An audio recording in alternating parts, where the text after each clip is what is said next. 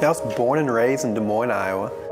My parents were just so supportive and optimistic, and those really instilled those values into me, and being Christians and having that faith is also an instrumental part of my upbringing. Since Chris was a young boy, he's always been very involved in sports and very competitive. I played basketball, football, baseball, soccer, track. His favorite definitely was football. I loved the physicality of it. When I got the shoulder pads on and the helmet on, I turned into this aggressive individual. Norton with blockers out in front of him. He could go all the way. My sophomore year, I was able to start on the varsity team, and I think a big part of that was not being afraid when I played. So I thought, you know, why not just give football a try?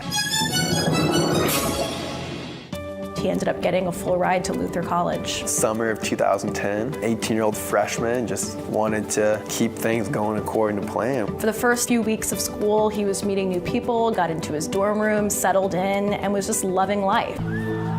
The morning of October 16, 2010, it just felt like any other game. We started off slowly, got chewed out at halftime, and then that third quarter, we started mounting a comeback. We scored a touchdown, and this is my turn to make a play. I'm on the kickoff team.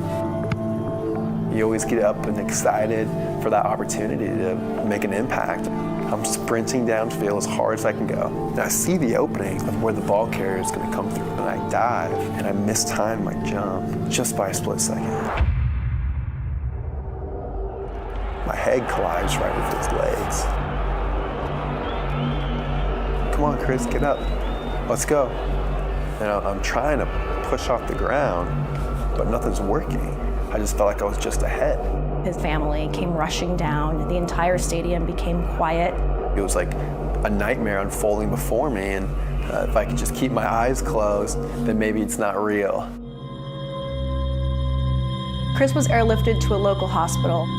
After numerous tests with MRIs and CAT scans, they determined that Chris had a fracture of the vertebrae at C3 and C4, one of the most severe fractures you can possibly get with a spinal cord injury. And the surgeon asked Chris, do you have any questions? And I had one question I'd been wanting to ask, but I've been too scared. And that was, will I walk again? I'll never forget the look on his face. He just said, I don't know. And that was like the first time where I just lost it. God, I don't care if I ever play a sport again, just give me the ability to walk. The next thing I know, I'm asleep and out for surgery.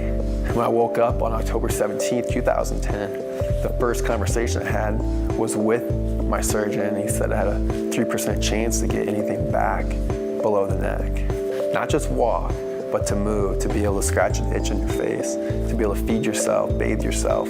I just had to reject it because this was, again, it wasn't part of the plan. It's not going to be part of my life.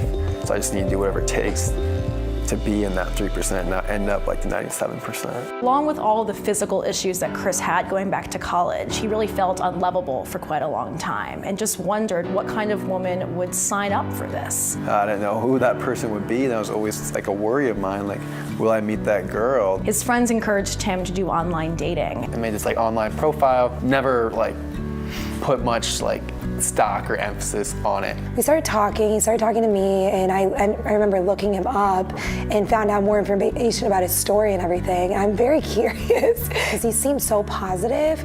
Like, how can you be positive and this positive when you're dealing with so much adversity and so many different challenges every day? So we ended up meeting up at a hot dog stand in Ames. I was thinking in the back of my mind, does she realize I'm in a wheelchair? And then I see this girl walking across the street, heading right towards my direction. And I remember seeing her and being like, oh my goodness, she was just so beautiful. She was asking me all these hard-hitting questions, I was being interviewed. What were your first thoughts after you were told you had a 3% chance? What goes through your mind? I was like, wow, no one's ever asked me that. That's kind of how the conversation and my connection with her really grew. And we felt like we had always known each other. She gave me so much confidence in myself, and she was such a passionate, hardworking individual, and she just lifted me up. I knew that us together, we're stronger together. She's special. Chris mentioned to Emily that he wanted to walk across the stage at his college graduation. Emily really kind of took it upon herself that like, I want to see this happen. Like, I want you to do this. She would come to every single workout. And then we started training ourselves just together.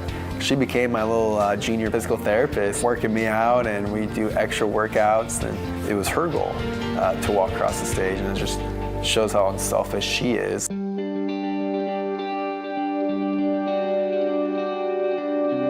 The day before the graduation, I've been planning to propose to Emily. And I've had all these different plans with a videographer, photographer. I'm gonna have her family there.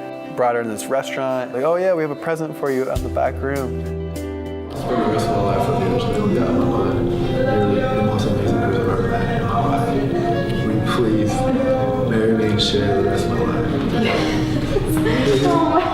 I'm surprised you're pretty good. I would have never thought that he would put something like that in a weekend already, that there was just so much stress and worry and all of those, like the unknown of what was gonna happen. I was very surprised. Love you.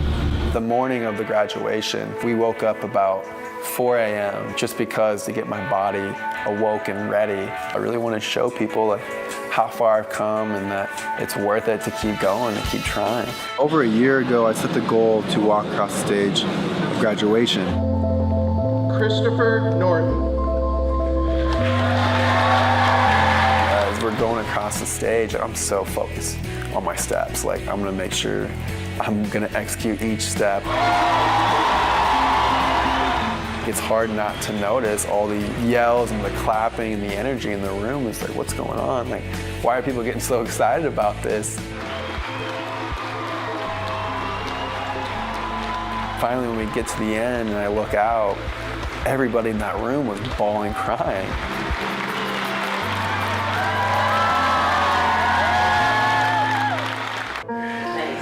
Oh, that's pretty cute, Izzy.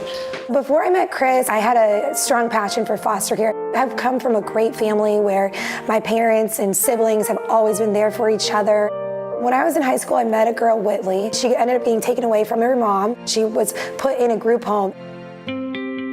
I was 22, he was 23. She had called me and asked us if we would do foster care for her. This is something I always knew I wanted to do. I always wanted to be a foster parent. So we decided to become foster parents for her specifically. They were frightened and excited at the same time. Whitley, she was the first of her family to receive her diploma. Now she has goals to go to college, so she's planning on going to college. It's unreal to think where she's at now.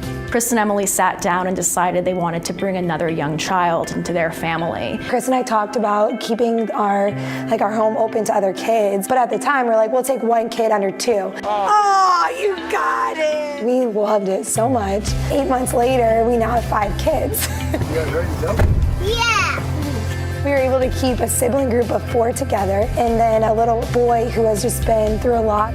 Now we're at the point where we've purchased a larger vehicle just to accept a larger placement of children. They decided now, because they were engaged, that their next goal would be having Chris and Emily walk down the aisle together after they're married. We had no idea how we were gonna do it. And 10 months ago, when we first tried, he couldn't even take one step. He's like, put me in bed, I am over this, just get me in bed.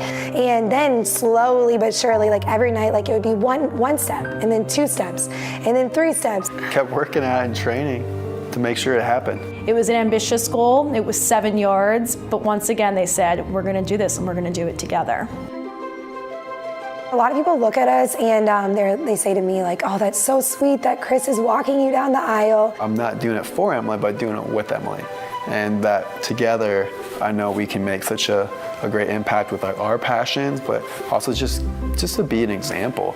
I think sometimes the world can seem dark and negative, and we want to just be that light in the world to show that life is awesome, and just don't give up on life. Just lean on God, persevere, work hard, and just love on others.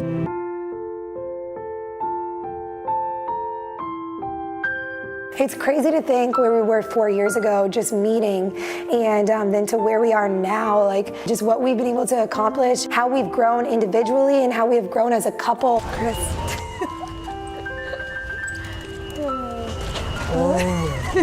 Life is a roller coaster. There's been a lot of moments that have been really hard, that we've struggled. Although you scare me with your ideas, I'm excited for our future and what lies ahead. if it means taking on more than 5 kids. That was a joke. Don't take that seriously. I took it seriously. When we stick together, anything is possible and we just don't give up. The struggles you go through, you come out so much stronger because of those difficult things. I'm ready for those challenges and ready to Bring them on. Yeah, right, exactly.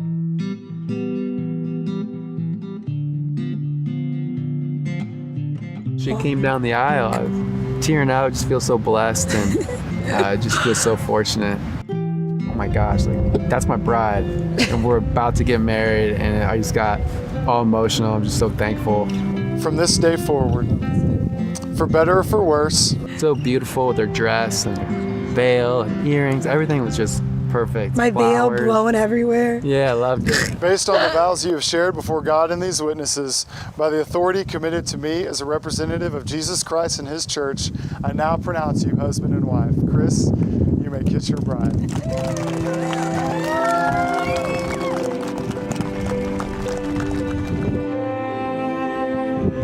I just didn't know how the steps would go. So I was just like in the zone, just wanting to take those nice steps and take my time and enjoy the moment too. Just a couple steps were more difficult than others, but I was able to push through it and Just keep was able going. to do it. Just to go from not even being able to take a step to be able to really Walk 7 yards. smoothly walk 7 yards.